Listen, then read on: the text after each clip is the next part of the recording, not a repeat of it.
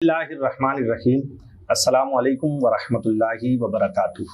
تمام تعریفیں اللہ وحدہ لا شریک کے لیے کہ جو خالق کائنات بھی ہے اور مالک شش جہاد بھی، اور لاکھوں کروڑوں درود و سلام حضور نبی رحمت شفیع امت صلی اللہ تعالی علیہ وآلہ وسلم پر اور آپ کے آل و اصحاب پر۔ ناظرین محترم، میم ٹی وی کی وقت سحر ٹرانسمیشن کے ساتھ آپ کا میزبان شاہ رخ فیروز قادری حاضر خدمت ہے۔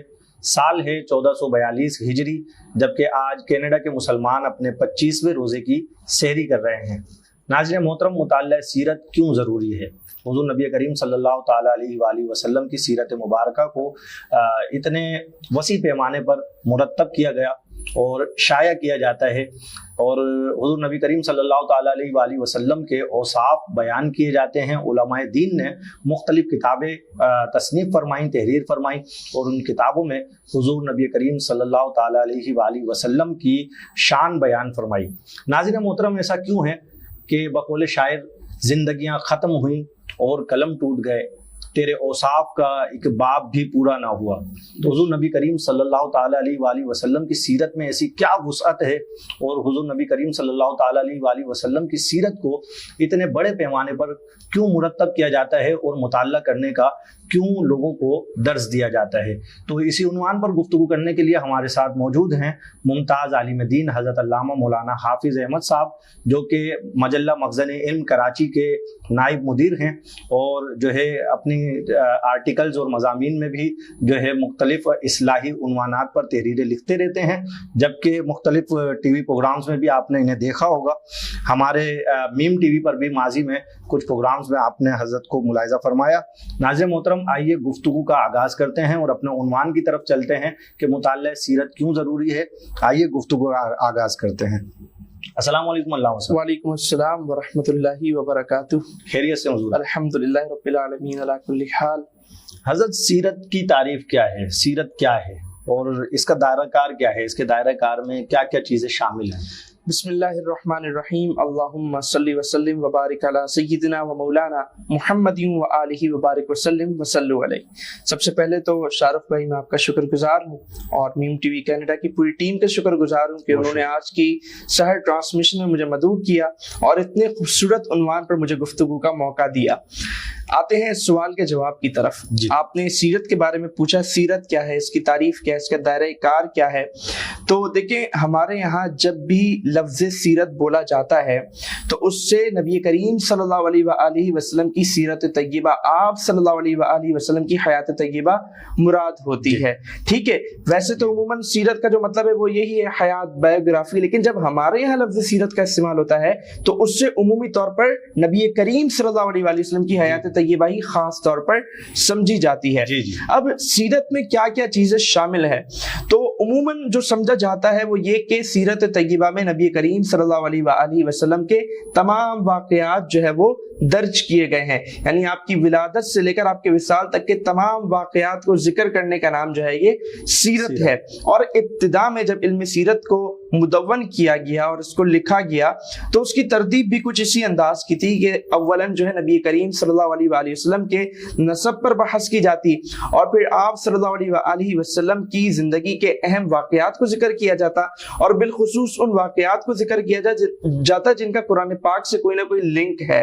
لیکن جیسے جیسے دور آگے بڑھتا رہا تو سیرت میں بھی جو ہے وہ ترقی ہوتی رہی، علم سیرت بھی ترقی کرتا رہا، اس کا دائرہ کار بھی وسیع ہوتا رہا، اور اب اس کا دائرہ کار اتنا وسیع ہو گیا ہے کہ اگر ہم آج کی سیرت کی کتب اٹھا کر دیکھیں تو اس میں ولادت سے پہلے کے بھی تمام حالات درج ہوتے ہیں، پھر نبی کریم صلی اللہ علیہ وسلم کے نسب پر بھی تفصیلی گفتگو ہوتی ہے، پھر آپ صلی اللہ علیہ وسلم کی ولادت سے پہلے اور ولادت کے وقت کے جو ارہاسات، جن ارہاسات کا ظہور ہوا ان کو بھی ڈسکس کیا جاتا ہے، اور پھر ولادت سے لے کر وصال تک کے تمام واقعات کو بالتفصیل تسلسل کے ساتھ بیان کیا جاتا ہے کہ آپ کب پیدا ہوئے، کہاں پرورش پائی، کس طرح تجارت کی، کب شادی ہوئی، کب وحی آئی، کب اعلان نبوت فرمایا، کس طرح دعوت دین کا کام کیا، مکے میں کیا آپ کے ساتھ مظالم ڈھائے گئے، اور اسی طرح آپ نے ہجرت کب فرمائی، ہجرت کے بعد کے اہم واقعات کیا ہیں۔ تو اس طرح تاریخی طور پر تسلسل کے ساتھ جو ہے وہ پوری سیرت طیبہ کو بیان کیا جاتا ہے،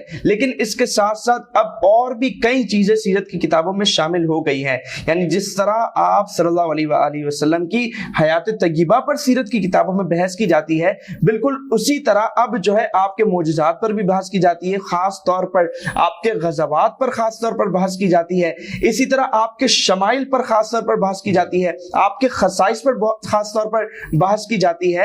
اور اب تو سیرت کا دائرہ کار اتنا وسیع ہو گیا ہے کہ وہ چیزیں، وہ افراد جن کا کسی نہ کسی طرح تعلق نبی کریم صلی اللہ علیہ وآلہ وسلم سے جڑ گیا ہے، ان کو بھی سیرت کا حصہ بنا دیا گیا ہے۔ یعنی آپ صلی اللہ علیہ وآلہ وسلم کی جو ہے وہ جو امیاں ہیں ان کا تذکرہ ہوتا ہے، آپ کی ازواج کا تذکرہ ہوتا ہے، آپ کی خالہ، آپ کی پھپھیاں، ان کو بھی باقاعدہ سیرت کا ایک اہم حصہ قرار دیا گیا ہے۔ یہاں تک کہ آپ کے مؤذنین، ان کا تذکرہ بھی سیرت کا تذکرہ ہے، آپ کے خادمین، ان کا تذکرہ بھی سیرت کا تذکرہ ہے، آپ کے صحابہ، ان کا تذکرہ بھی کہیں نہ کہیں سیرت النبی صلی اللہ علیہ وآلہ وسلم سے لنک کرتا ہے۔ تو آج اگر ہم سیرت طیبہ کے علم کو اٹھا کر دیکھیں تو اس میں ساری چیزیں شامل ہیں، آپ کی حیات بھی شامل ہے، آپ کے غزوات بھی شامل ہیں، آپ کے خصائص بھی شامل ہیں، آپ کے شمائل بھی شامل ہیں، آپ کے دلائل و معجزات بھی شامل ہیں، اور بالخصوص وہ چیزیں جن کا آپ سے تعلق ہے انہیں بھی جو ہے علماء کرام نے سیرت طیبہ میں جو ہے وہ شامل کیا ہے۔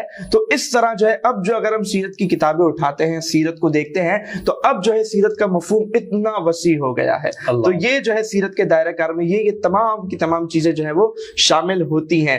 بعض علماء نے جو ہے وہ اپنی کتاب میں ان تمام چیزوں کو ایک ساتھ ہی قلم بند کر دیا، اور بعض علماء نے اس ترتیب پر بھی کتابیں جو ہیں وہ لکھی کہ جیسے مثال کے طور پہ غزوات کو الگ سے ذکر کیا، غزوات کی پوری کتاب الگ، شمائل کو الگ سے ذکر کیا، پھر جمال پر پوری کتاب الگ۔ اور کچھ دنوں پہلے تو میں آپ کو حیرت انگیز بات بتاؤں، میں نے ایک کتاب دیکھی، اتنی موٹی کتاب، اور اس کا ٹاپک کیا ہے؟ خوشبو مصطفیٰ صلی اللہ علیہ وسلم، یعنی حضور صلی اللہ علیہ وسلم کی خوشبو پر جو ہے وہ پوری کتاب مرتب کی ہے۔ تو اس طرح علیحدہ علیحدہ طور پر بھی سیرت جو ہے وہ مرتب ہوئی ہے، اور ایک ساتھ بھی جو ہے وہ ایسے مرتب کیا گیا ہے۔ تو یہ جو ہے وہ سیرت کی تعریف ہے، اس کا دائرہ کار ہے، اور یہ چیزیں۔ اللہ اکبر۔ ناظرین محترم، ہم نے جانا کہ سیرت مصطفیٰ صلی اللہ تعالیٰ علیہ وآلہ وسلم ایک اتنا وسیع عنوان ہے، اور وقت گزرنے کے ساتھ ساتھ سیرت کی تحریر کا دائرہ کار بھی وسیع ہوتا جا رہا ہے۔ مختلف عنوانات اس عنوان کے ذیلی عنوان بن کر اسی عنوان میں شامل ہوتے جا رہے ہیں۔ بالکل، اور میں یہاں پہ ایک اور بات کا اضافہ کر دوں کہ یہ تمام چیزیں تو سیرت کا حصہ ہیں ہی، لیکن اس کے ساتھ ساتھ عصر حاضر میں، موجودہ دور میں جو چیزیں درپیش ہوتی ہیں، علماء کرام ان کا حل بھی سیرت طیبہ سے پیش کرتے ہیں۔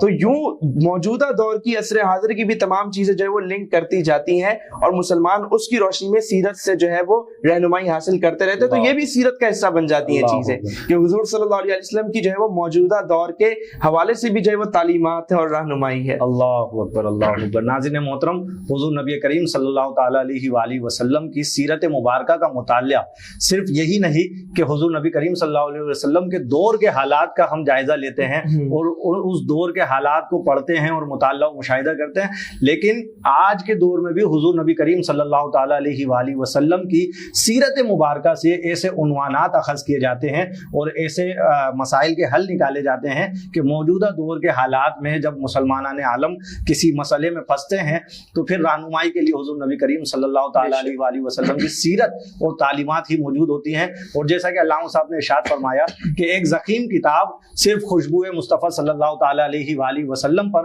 حضرت نے جو ہے دیکھی، اور اس کتاب میں صرف حضور علیہ السلام کی خوشبو کو جو ہے عنوان بنا کر گفتگو کی گئی تھی۔ تو ناظرین محترم، سیرت مصطفیٰ ایک ایسا وسیع عنوان ہے کہ اس پر جتنی گفتگو کی جائے کم ہے، اور ہم یہاں ایک وقفے کی طرف جا رہے ہیں۔ خوشبو مصطفیٰ کا ذکر ہوا ہے تو سیدی اعلیٰ حضرت علیہ رحمہ کے شعر پر وقفہ لیں گے کہ کیا مہکتے ہیں مہکنے والے، کیا مہکتے ہیں مہکنے والے، بو پہ چلتے ہیں بھٹکنے والے۔ ناظرین محترم، یہاں ایک وقفے کی طرف جائیں گے اور وقفے کے بعد انشاءاللہ دوبارہ اسی گفتگو کو آگے بڑھائیں گے۔ ویلکم بیک ناظرین کرام، میم ٹی وی کی وقت سحر ٹرانسمیشن جاری ہے۔ آج 25ویں روزے کی سحری کر رہے ہیں، اور عنوان ہے آج کی گفتگو کا مطالعہ سیرت کیوں ضروری ہے، مطالعہ سیرت کی کیا اہمیت ہے۔ علامہ صاحب سے وقفے سے قبل ہم سیرت کے حوالے سے ہی گفتگو کر رہے تھے۔ حضرت صاحب یہ ارشاد فرمائیے کہ آخر حضور نبی کریم صلی اللہ تعالیٰ علیہ وآلہ وسلم کی سیرت مبارکہ کو اتنے مفصل انداز سے کیوں مرتب کیا گیا، اتنی تفصیل کے ساتھ کیوں شائع کیا جاتا ہے، اور اس کی کیا وجہ ہے کہ ہر عنوان کو اتنے وسیع انداز میں جو ہے لکھا جاتا ہے؟ بسم اللہ الرحمن الرحیم. دیکھیں اللہ تعالیٰ نے نوع انسانی کی رہنمائی کے لیے انبیاء کرام کو بھیجا, اور نبی کریم صلی اللہ علیہ وسلم سے پہلے جتنے بھی انبیاء کرام آئے تو ان کی تعلیمات جو تھی وہ ایک خاص قوم کے لیے تھی, ایک خاص زمانے تک تھی, اور ایک مخصوص خطے کے لوگوں کے لیے آپ کی ان کی تعلیمات تھی. اور پھر ہم نے یہ بھی دیکھا کہ ایک ایک دور میں کئی انبیاء ہیں, جیسے حضرت ابراہیم ہے تو ان کے ساتھ حضرت لوط کا دور بھی چل رہا ہے, حضرت موسیٰ ہیں تو حضرت شعیب بھی ہیں, حضرت ہارون بھی ہیں, حضرت یوشع بھی ہیں, حضرت عیسیٰ ہیں تو ساتھ حضرت یحییٰ بھی ہیں. تو جو جتنے بھی انبیاء نبی کریم صلی اللہ علیہ وسلم سے پہلے گزرے ان کی تعلیمات ایک مخصوص قوم کے لیے تھی, ایک مخصوص خطے کے لوگوں تک محدود تھی, اور ایک مخصوص وقت کے لیے تھی. لیکن جب اللہ تعالیٰ نے نبی کریم صلی اللہ علیہ وسلم کو بھیجا تو آپ کو خاتم النبیین بنایا, آخری نبی بنایا, یعنی آپ کی تعلیمات کو قیامت تک کے لیے باقی رکھا, اور آپ کی نبوت کو کچھ خاص لوگوں کے لیے نہیں بلکہ تمام عالم انسانیت کے لیے آپ کی نبوت کو جاری فرمایا اور قیامت تک کے لیے جاری فرمایا. تو ضروری تھا کہ نبی کریم صلی اللہ علیہ وآلہ وسلم کی تمام تعلیمات محفوظ رہتی تاکہ قیامت تک آنے والے تمام کے تمام لوگ نبی کریم صلی اللہ علیہ وآلہ وسلم کی تعلیمات کی روشنی میں اپنے لیے رہنمائی کا سامان کرتے. اللہ تعالیٰ نے قرآن پاک میں ارشاد فرمایا لقد کان لکم فی رسول اللہ اسوۃ حسنہ, اے لوگو نبی کریم صلی اللہ علیہ وآلہ وسلم کی زندگی تمہارے لیے بہترین نمونہ ہے, اور قرآن پاک یہ قیامت تک کے لیے کتاب ہے. تو پتہ چلا کہ نبی کریم صلی اللہ علیہ وسلم کی زندگی جو بہترین نمونہ ہے وہ قیامت تک کے لیے ہے. تو آپ مجھے بتائیے اگر سیرت طیبہ کو اس انداز سے مرتب اور مدون نہیں کیا جاتا, اس انداز سے بالتفصیل اس کو نہیں لکھا جاتا, تو قیامت تک آنے والے لوگ اس سے رہنمائی کیسے لیتے, کیسے حاصل کرتے؟ یعنی دنیا کا کوئی بھی شخص ہو, ٹھیک ہے, چاہے وہ عمر کے کسی بھی حصے میں ہو, دنیا کے کسی بھی خطے میں ہو, اور زندگی کے کسی بھی شعبے میں ہو, اگر وہ نبی کریم صلی اللہ علیہ وسلم کی سیرت طیبہ سے اپنے لیے رہنمائی لینا چاہے تو وہ لے سکتا ہے. تو اس وجہ سے نبی کریم صلی اللہ علیہ وسلم کی سیرت کو اتنی تفصیل سے مرتب کیا گیا تاکہ زندگی کے ہر شعبے کا شخص, ہر شعبے میں کام کرنے والا شخص, قیامت تک آنے والا شخص آپ صلی اللہ علیہ وسلم کی سیرت سے جو ہے وہ رہنمائی حاصل کر سکے. اللہ اکبر, اللہ اکبر. ناظرین محترم, حضور علیہ السلام کی سیرت مبارکہ ہر شعبہ زندگی کے شخص کے لیے, ہر انسان کے لیے, ہر عمر کے شخص کے لیے مشعل راہ ہے, یہ فرما رہے تھے علامہ صاحب. اور آئیے آگے سنتے ہیں کہ حضرت مطالعہ سیرت کیوں ضروری ہے. جی, مطالعہ سیرت جو کہ آج کا ہمارا ٹاپک بھی عنوان تو یہی ہے ہمارا, کہ مطالعہ سیرت جو ہے وہ کیوں ضروری ہے. دراصل جو 2 سوالات تھے, بنیادی سوالات تھے, تو ان سے جو ہے ایک سیرت کا ایک اوور ویو لوگوں کو پتہ چل گیا ہوگا. تو اب ہم اس بات کی طرف آتے ہیں کہ مطالعہ سیرت کیوں ضروری ہے. تو دیکھیں سب سے پہلے تو جو ہے میں تھوڑی سی تمہیدی گفتگو اس پہ کرنا چاہوں گا کہ دنیا میں ہر انسان جو ہے وہ کامیابی چاہتا ہے, ٹھیک ہے, ہر انسان چاہتا ہے میں کامیاب ہو جاؤں, کوئی بھی ناکام ہونا نہیں چاہتا. اور کامیابی کے لیے ضروری ہے کہ محنت, ٹھیک ہے, جو محنت کرتا ہے وہی کامیابی حاصل کرتا ہے. لیکن محنت کے ساتھ ساتھ شاہ رخ بھائی ایک اور چیز بڑی ضروری ہے, وہ ہے کہ محنت کی جو ڈائریکشن ہے وہ صحیح ہو, صحیح سمت میں کامیابی ہوگی تبھی جو ہے صحیح سمت میں جو محنت ہوگی تبھی کامیابی جو ہے وہ مقدر بنے گی. مثال کے طور پہ ایک مزدور ہے, مزدوری کرتا ہے, ٹھیک ہے, دن بھر مزدوری کرتا ہے, تو اسے کامیابی کیا ملتی ہے کہ وہ اپنے لیے روٹی کا اہتمام کر لیتا ہے, ٹھیک ہے. لیکن اگر ہم دیکھیں کہ ایک چور ہے, ایک ڈاکو ہے, محنت تو وہ بھی کر رہا ہے لیکن اس کی محنت کی ڈائریکشن صحیح نہیں ہے, وہ دنیاوی طور پر بھی خسارے میں اور آخرت میں تو اس کا خسارہ ہے ہی ہے. ایک شخص ہے, ٹھیک ہے, وہ سامان لے کے کھڑا ہو جاتا ہے اور ایک عظیم الشان بلڈنگ بنی اس کو توڑنے میں لگ جاتا ہے, 2-3 دن لگا دیتا ہے, اس کو پورا توڑ دیتا ہے, ٹھیک ہے, اس کو ملتا کیا ہے, ٹھیک ہے, اس کی محنت کیا ہو جاتی ہے, رائے گاں چلے جاتی ہے, اس کو کوئی کامیابی نہیں ملتی, اس کو کوئی خاص نتیجہ نہیں ملتا. تو محنت جو ہے وہ اگر صحیح سمت میں ہوگی تبھی کامیابی جو ہے وہ مقدر ٹھہرے گی.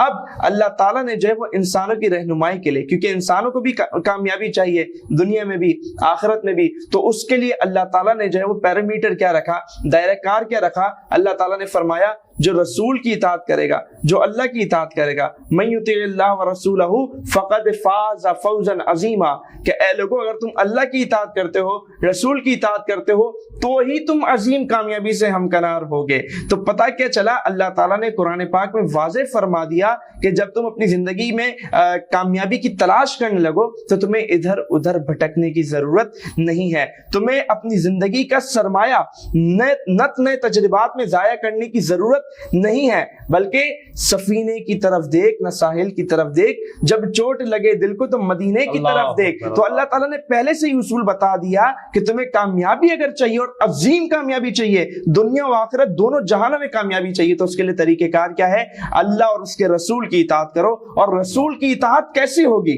رسول صلی اللہ علیہ وسلم کی تعلیمات پر عمل کیسے کیا جائے گا؟ جب ان کی تعلیمات کا پتہ ہوگا، جب ان کی حیات طیبہ کا پتہ ہوگا، جب ان کی سیرت کا پتہ ہوگا۔ تو مطالعہ سیرت اس لیے ضروری ہے تاکہ حکم قرآنی پر بھی عمل ہو اور دنیا آخرت کی کامیابی ملے۔ اور اللہ تعالیٰ نے اطاعت رسول کا حکم صرف اس مقام پہ نہیں دیا بلکہ اور بھی مقام ہے، وَمَا آتَاكُمُ الرَّسُولُ فَخُذُوهُ، جو رسول تمہیں دے لے لو۔ یہاں سے بھی اطاعت کا ثبوت ہے۔ قُلْ إِن كُنتُمْ تُحِبُّونَ اللَّهَ فَاتَّبِعُونِي، اے محبوب فرما دو لوگوں سے کہ اگر تم اللہ سے محبت کا دعویٰ کرتے ہو تو میری اتباع کرو۔ اسی طرح یا ایھا الذین آمنوا اطیعوا اللہ واطیعوا الرسول، کہ لوگو اللہ، اے ایمان والو، اللہ کی اطاعت کرو، رسول کی اطاعت کرو۔ اور من یطیع الرسول فقد اطاع اللہ، جو رسول کی اطاعت کرتا ہے گویا اللہ کی اطاعت کرتا ہے۔ تو رسول اللہ صلی اللہ علیہ وسلم کی اطاعت اسی صورت ممکن ہے کہ جب ہم نبی کریم صلی اللہ علیہ وسلم کی تعلیمات سے آگاہ ہوں گے، جب ہمیں ان کی تعلیمات جو ہے وہ پتہ ہوں گی۔ اور اس کے ساتھ ساتھ یہ تو قرآنی تناظر میں نے بات کی نا، اس کے ساتھ ساتھ میں دو چیزیں اور ایڈ کرنا چاہوں گا کہ دیکھیں نبی کریم صلی اللہ علیہ وسلم اس دنیا میں تشریف لائے تو آپ کا کام کیا تھا، بلکہ آپ کیا جتنے بھی انبیاء کرام اس دنیا میں تشریف لائے ان کا بنیادی مقصد کیا تھا؟ کہ وہ اپنے لوگوں کو اللہ اور اس کے رسول کی عبادت کی طرف بلائیں، ٹھیک ہے نا؟ وَلَقَدْ بَعَثْنَا فِي كُلِّ أُمَّةٍ رَسُولٍ، اللہ تعالیٰ فرماتا ہے کہ ہم نے ہر امت میں رسول بھیجا۔ کیوں بھیجا؟ أَنِ اعْبُدُوا اللَّهَ وَاجْتَنِبُوا الطَّاغُوتَ، کہ وہ لوگوں کو بتائے کہ اے لوگوں اللہ کی اطاعت کرو، اللہ کی عبادت کرو، اور جو ہے وہ گناہوں سے بچو، شیاطین سے بچو، برے کاموں سے بچو، یعنی نیکی کی دعوت اور برائی سے روکنا۔ یہ ہر رسول کا جو ہے وہ فریضہ رہا ہے، اور نبی کریم صلی اللہ علیہ وسلم کا بھی یہی فریضہ رہا ہے۔ لیکن حضور صلی اللہ علیہ وسلم خاتم النبیین ہے، آپ کے بعد کوئی نبی نہیں آنا، تو نیکی کی دعوت کا یہ جو فریضہ ہے یہ آپ کی امت کے سپرد ہو گیا۔ اب آپ کی امت کو جو ہے وہ تبلیغ کا جو ہے وہ حکم فرمایا گیا کہ کنتم خیر امۃ اخرجت للناس تأمرون بالمعروف وتنہون عن المنکر، کہ تم بہترین امت ہو۔ کیوں بہترین امت ہو؟ کیونکہ تم لوگوں کو نیکی کا حکم دیتے ہو، برائی سے روکتے ہو۔ تو ہر امتی کا فریضہ کیا ہے کہ نبی کریم صلی اللہ علیہ وسلم کی طرح لوگوں کو نیکی کی دعوت دینا۔ اور اگر وہ کوئی نبی کریم صلی اللہ علیہ وسلم کی سیرت طیبہ کا مطالعہ ہی نہیں کرے گا تو اس کو پتہ کیسے چلے گا کہ اتنے کامیاب دائی، اس دائی اعظم کی سیرت پر چلتے ہوئے ہم دعوت کا کام کیسے کر سکتے ہیں؟ جس طرح حضور نے دعوت دی، حضور نے تکالیف برداشت کی، اگر آج کسی مبلغ کو اس حوالے سے پتہ نہیں ہوگا تو نبی کریم صلی اللہ علیہ وسلم کی جو اس فریضہ ہے، نبی کریم صلی اللہ علیہ وسلم کی نیابت کا جو فریضہ ہے وہ کیسے انجام دے سکے گا؟ تو اس لیے جو ہے مطالعہ سیرت بہت زیادہ ہمارے لیے ضروری ہے، کیونکہ ہم میں سے ہر ایک دائی ہے، ہر ایک مبلغ ہے۔ اللہ اکبر، اللہ اکبر۔ ظاہر ہے کہ جب حضور نبی کریم صلی اللہ تعالیٰ علیہ وآلہ وسلم کی اطاعت کا ہمیں جو ہے حکم دیا گیا ہے، تو اطاعت کے لیے مطالعہ سیرت بہت ضروری ہے۔ اور مطالعہ سیرت کے لیے جو ہے آگے ہم جو ہے حضرت سے مزید اس کی تفصیلات لیں گے کہ ایک عام بندہ مومن، ایک عام شخص کس طرح سے مطالعہ سیرت کرے، کس طرح سے حضور نبی کریم صلی اللہ تعالیٰ علیہ وآلہ وسلم کی سیرت کا مطالعہ کرے۔ یہاں ہم ایک وقفے کی طرف جائیں گے اور وقفے کے بعد انشاءاللہ گفتگو کو آگے بڑھائیں گے۔ ویلکم بیک ناظرین کرام، میم ٹی وی کی وقت سحر ٹرانسمیشن جاری ہے۔ وقفے سے قبل ہم نے جانا کہ مطالعہ سیرت کیوں ضروری ہے۔ حضور نبی کریم صلی اللہ تعالیٰ علیہ وآلہ وسلم کی سیرت کے تمام گوشوں کا مطالعہ ہر شخص کے لیے ضروری ہے تاکہ وہ حضور کی سیرت سے اپنے کردار کو جو ہے نکھار سکے، سنوار سکے۔ ناظرین محترم، یہاں ایک سوال یہ اٹھتا ہے کہ اگر ایک عام شخص مطالعہ سیرت کی طرف جاتا ہے تو وہ کس طریقے سے جو ہے حضور علیہ السلام کی سیرت کا مطالعہ کرے، اس کا کیا انداز ہونا چاہیے؟ حضرت صاحب ارشاد فرمائیے۔ دیکھیں، اگر کوئی نبی کریم صلی اللہ علیہ وآلہ وسلم کی سیرت طیبہ کا مطالعہ کرنا چاہتا ہے تو سیرت کے مطالعہ کرنے کا صرف یہ مطلب نہیں ہے کہ آپ نے نبی کریم صلی اللہ علیہ وسلم کی ابتدا سے لے کر انتہا تک کے تمام احوال جو ہے وہ پڑھ لیے، اس کا مطالعہ کر لیا۔ یہ بھی ضروری ہے، یہ بھی سیرت کا حصہ ہے، یہ بھی پڑھنا چاہیے۔ ہمیں پتہ ہو نا کہ حضور کب پیدا ہوئے، کب ہجرت فرمائی، کون کون سے غزوات میں شرکت کی، تو یہ بھی پتہ ہونا چاہیے۔ لیکن اصل میں مطالعہ سیرت اس انداز سے ہو کہ آپ اس سے جو ہے وہ اپنے لیے جو ہے وہ تعلیمات اخذ کر سکیں، آپ نبی کریم صلی اللہ علیہ وسلم کی زندگی کو اپنے لیے مثال بنا سکیں۔ ورنہ تو ہم عام لوگوں کی بھی جو ہے وہ ہے نا کیا بولتے ہیں بایوگرافی پڑھتے ہیں تو وہ ہمارے صرف علم میں معلومات کا ذریعہ بنتا ہے. ٹھیک ہے, تو اگر ہم اسی طرح سیرت طیبہ کا بھی مطالعہ کریں گے تو صرف ہمارے علم میں اضافہ ہو جائے گا نبی کریم صلی اللہ علیہ وسلم کی سیرت کے حوالے سے, لیکن اس کو اپنی زندگی میں لانا کیسے ہے, ان کی تعلیمات کو اپنانا کیسے, ان کو اپنے لیے ہدایت کے لیے مشعل راہ کیسے بنانا ہے, وہ پھر نہیں ہو سکے گا. تو مطالعہ سیرت کے لیے ضروری ہے کہ نبی کریم صلی اللہ علیہ وسلم کی جب سیرت کا مطالعہ کیا جائے تو اس سے اپنے لیے تعلیمات لی جائیں. ایک چھوٹا سا واقعہ ذکر کرتا ہوں. حضور صلی اللہ علیہ وآلہ وسلم ہجرت سے پہلے کی بات ہے, ٹھیک ہے, کعبۃ اللہ شریف میں آپ گئے اور صحابہ کرام بھی آپ کے ساتھ ہیں. کعبے کے گیٹ پر ایک شخص کھڑا ہے, ان کا نام ہے عثمان. ان کے پاس کعبے کے دروازے کی چابی ہے, ٹھیک ہے. نبی کریم صلی اللہ علیہ وسلم فرماتے کہ دروازہ کھلا, ہمیں اندر جانا ہے. وہ منع کر دیتا ہے اور حضور صلی اللہ علیہ وسلم اس سے فرماتے کہ اے عثمان ذرا سوچو تو صحیح, وہ کیسا وقت ہوگا جب یہ چابی میرے ہاتھ میں آ جائے گی, ٹھیک ہے. تو وہ کہتا ہے کہ اللہ تعالیٰ جو ہے وہ ایسے دن تو قریش ہلاک ہو جائیں گے, ایسے دن تو قریش ذلیل و رسوا ہو جائیں گے. بولنا نہیں, ایسے دن قریش عزت پا جائیں گے. حضور نے یہ فرمایا. پھر کیا ہوا, حضور مکے سے چلے گئے, ہجرت ہوئی. ہجرت کے بعد 10 سال بعد فتح مکہ کا واقعہ پیش آیا, اور جب آپ صلی اللہ علیہ وسلم مکے میں تشریف لائے تو وہ عثمان وہ کعبے کی چھت پہ چڑھ گیا چابی لے کے. نبی کریم صلی اللہ علیہ وسلم نے حضرت علی کو حکم دیا, حضرت علی سے پکڑ کے لائے. آپ صلی اللہ علیہ وسلم سے چابی لی اور اس سے فرمایا کہ عثمان میں نے کیا کہا تھا, وہ دن کیسا ہوا جب یہ چابی میرے ہاتھ میں ہوگی, اور آج قریش کیا عزت والے نہیں ہیں. تو عثمان کہتا ہے آپ نے سچ کہا, اور پھر اسے کلمہ پڑھ کے جو ہے وہ مسلمان ہو گیا. تو اس موقع پر حضرت علی نے بھی اور ایک اور صحابی نے بھی یہ درخواست کی کہ یا رسول اللہ یہ چابی ہمیں دے دی جائے, لیکن نبی کریم صلی اللہ علیہ وسلم نے چابی عثمان کے ہی حوالے کی. اور جس کے بارے میں قرآن پاک میں یہ آیت بھی ہے کہ ان اللہ یأمرکم ان تؤدوا الامانات, کہ اے لوگو اللہ تعالیٰ تمہیں حکم دیتا ہے کہ امانات کو ان کے اہلیت والوں کے سپرد کر دو, جو لوگ امانتوں کے اہل ہیں ان کے سپرد کرو. تو نبی کریم اب یہ سیرت کا ایک واقعہ ہے نارمل, لیکن اس سے درس کیا مل رہا ہے کہ جو شخص جس چیز کا اہل ہو اسے وہ چیز دینی چاہیے, حقدار کو اس کا حق ملنا چاہیے, عہدہ جو ہے اسی کو ملنا چاہیے جو اس کی صلاحیت رکھتا ہو. تو اس انداز سے مطالعہ سیرت ہوگا تو انشاءاللہ جو ہے وہ فائدہ ہوگا. اور پھر دیکھیں نا قرآن پاک بھی اگر ہم سیرت کے انداز میں پڑھیں تو اس میں بھی بڑی بہت کچھ ہے, ٹھیک ہے. کیونکہ دیکھیں آپ قرآن پاک کی جو تقسیم وہ تقسیم کس طرح ہے, مکی صورتیں, مدنی صورتیں. نبی کریم صلی اللہ علیہ وسلم کے دور کے مطابق جو ہے قرآن پاک کی تقسیم ہوئی ہے. تو اگر سیرت کے تناظر میں بھی اگر قرآن پاک کو پڑھا جائے تو بہت ساری چیزیں جو ہے وہ ہمیں مل جائیں گی. قرآن اور سیرت کا حسین امتزاج جو ہمارے سامنے آئے گا اور ہدایت کی راہیں ہمارے لیے جو ہے وہ کھل جائیں گی, اور دنیا و آخرت کی کامیابی ہمارا مقدر بنے گی. اللہ اکبر, اللہ اکبر. تو سیرت کا مطالعہ اس انداز میں کیا جائے کہ حضور علیہ السلام کی سیرت کے جتنے گوشے آپ دیکھ سکتے ہیں, جتنے گوشے آپ پڑھ سکتے ہیں, اور جہاں تک سیرت کے مطالعے میں جا سکتے ہیں سیرت کا مطالعہ کیجیے, کہ سیرت کا مطالعہ ہر بندہ مومن کے لیے مشعل راہ ہے.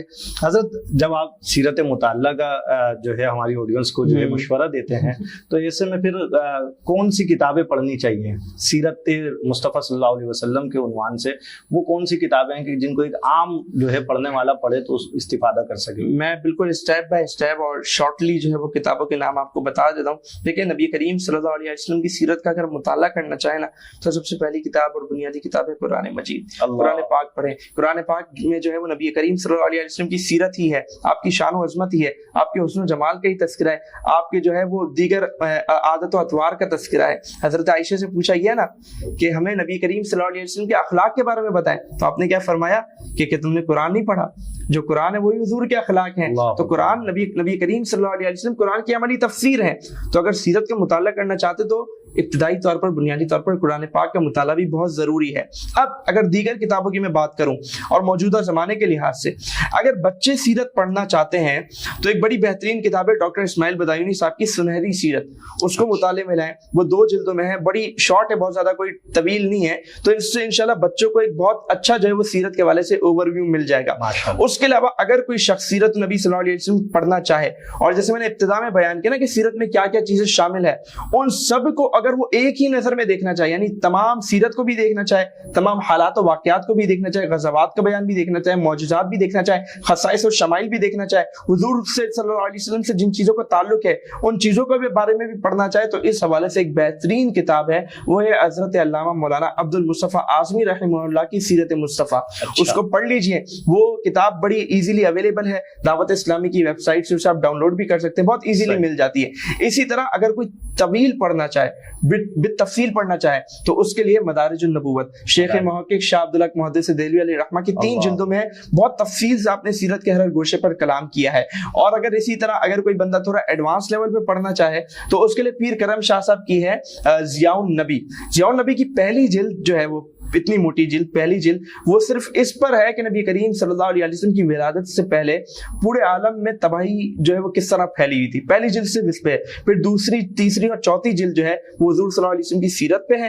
5ویں جلد آپ کے خصائص و شمائل پہ ہے. اور آخری کی 2 جلدیں بڑی ضروری ہیں ان کی سیرت کی, جو آخری کی انہوں نے 2 جلدیں مرتب کی ہیں, اس میں انہوں نے باقاعدہ سیرت پر جو اعتراضات کیے غیر مسلموں کی طرف سے ان سب کا جواب دیا ہے. تو اسے بھی پڑھنا چاہیے تاکہ ہمیں پتہ چلے کہ نبی کریم صلی اللہ علیہ وسلم کی سیرت پر جو غیر مسلم باتیں کرتے ہیں تو اس حوالے سے بھی ہمیں کچھ نہ کچھ جو ہے موجودہ دور کے حوالے سے خاص طور پر آگاہی ہو. تو یہ چند کتابیں ہیں, اور بھی اس کے علاوہ بہت ساری کتابیں ہیں. پڑھنا چاہیں تو پڑھنے کے لیے تو بہت کچھ ہے, بس یہ کہ پڑھنا شروع کریں, پڑھنے کی ابتدا کریں. ٹھیک ہے, تو بس یہی آج کا پیغام ہے کہ صرف مطالعہ سیرت ضروری نہیں ہے, بلکہ مطالعہ سیرت کو اپنی زندگی میں جو ہے اس سے تعلیمات کیسے اخذ کرنی ہے, اسے اپنے لیے مشعل راہ کیسے بنانا ہے, اس سیرت کے مطالعے سے اپنے لیے ہدایت کا سامان کیسے کرنا ہے, اصل کام یہ ہے. ٹھیک ہے, اصل چیز یہ ہے. تو اللہ تعالیٰ سے دعا ہے کہ اللہ تعالیٰ جو ہے ہمیں نبی کریم صلی اللہ علیہ وسلم کی سیرت کو اپنانے کی توفیق عطا فرمائے, اور اللہ تعالیٰ جو ہے وہ آج کی اس گفتگو کو اپنی بارگاہ میں قبول فرمائے, اور آج کے جو میرے سے بولنے میں غلطی کوتاہی اسے بھی فضل و کرم سے جو ہے وہ معاف فرمائے. آمین آمین. بہت شکریہ علامہ صاحب. حافظ احمد صاحب, علامہ حافظ احمد صاحب ہمارے ساتھ موجود تھے, اور حضرت نے حضور نبی کریم صلی اللہ تعالیٰ علیہ وآلہ وسلم کی سیرت مبارکہ کے مطالعے کے حوالے سے ترغیب دی, اور بہت سی خوبصورت کتابوں کا حضرت نے تبصرہ فرمایا. اور ساتھ ہی ہمارے پیر و مرشد حضرت علامہ سید شاہ تراب الحق قادری رحمۃ اللہ تعالیٰ علیہ کی ایک کتاب ہے جمال مصطفیٰ. بالکل جمال مصطفیٰ بھی جو ہے اہل سنت.net سے ڈاؤن لوڈ کی جا سکتی ہے. یہاں میں ایک اور چیز بھی ایڈ کر دوں, اگر کوئی خاص طور پہ حضور کے معجزات پڑھنا چاہے تو مفتی امین صاحب کی ہے البرہان. اسی طرح اگر کوئی شمائل نبی کریم صلی اللہ علیہ وسلم کے شمائل شارٹ میں پڑھنا چاہے تو اس کے لیے ذکر جمیل علامہ شفیع وقاروی صاحب کی ہے. اور اگر تفصیل پڑھنا چاہے تو الشفا بتعریف حقوق المصطفیٰ, یہ بڑی مشہور کتاب ہے, بلکہ اسے تو ہر گھر میں ہونا چاہیے, ہر گھر میں اس کا مطالعہ بھی ہونا چاہیے. قاضی ایاز مالکی علیہ رحمہ. ماشاءاللہ. تو یہ حضرت نے جو کتابیں بتائی ہیں, ان کتابوں میں سے کوئی کتاب بھی اگر آپ مطالعے کے لیے حاصل کر لیتے ہیں, اور آج کل تو PDF کتابیں دستیاب ہوتی ہیں, موبائل کا دور ہے, یہ تمام کتابیں جتنی بتائی ہیں سب آپ کو PDF میں مل جائیں گی. بالکل ماشاءاللہ. تو یہ تمام کتابیں بھی PDF میں مل سکتی ہیں, اور حضور نبی کریم صلی اللہ تعالیٰ علیہ وآلہ وسلم کی سیرت کا مطالعہ کیجیے, اور اپنے احباب سے بھی جب گفتگو ہو بیٹھیں تو حضور علیہ السلام کے واقعات, ان قصے وغیرہ سنا کر, اور جو ہے اس سے آپ جو ہے اپنی محفلوں کو خوبصورت بنا سکتے ہیں, اپنی محفلوں کو معطر کر سکتے ہیں. بقول شاعر کہ وہ دانا سبل ختم الرسول مولائے کل, جس نے غبار راہ کو بخشا فروغ وادی سینا, نگاہ عشق و مستی میں وہی اول وہی آخر, وہی قرآن وہی فرقان وہی یاسین وہی طٰہٰ. تو ناظرین محترم, آج کی گفتگو یہیں اختتام پذیر ہوتی ہے. میں یہ عرض کرتا چلوں کہ میم TV کی تمام نشریات آپ meemtv.org ہماری ویب سائٹ پر ملاحظہ کر سکتے ہیں. ساتھ ہی یہی تمام جو ایپیسوڈز ہوتے ہیں, جو تمام ہمارے پروگرامز ہوتے ہیں, ہمارے YouTube چینل پر بھی ملاحظہ کیے جا سکتے ہیں. اس کے ساتھ ہی Facebook پیج پر بھی ملاحظہ کیے جا سکتے ہیں. میم TV کی اینڈرائڈ اپلیکیشن میں بھی آپ جو ہے میم TV لائیو دیکھ سکتے ہیں. اس کے ساتھ ہی اپنے میزبان شاہ رخ فیروز قادری کو دیجیے اجازت. السلام علیکم ورحمۃ اللہ وبرکاتہ. دے رہا ہے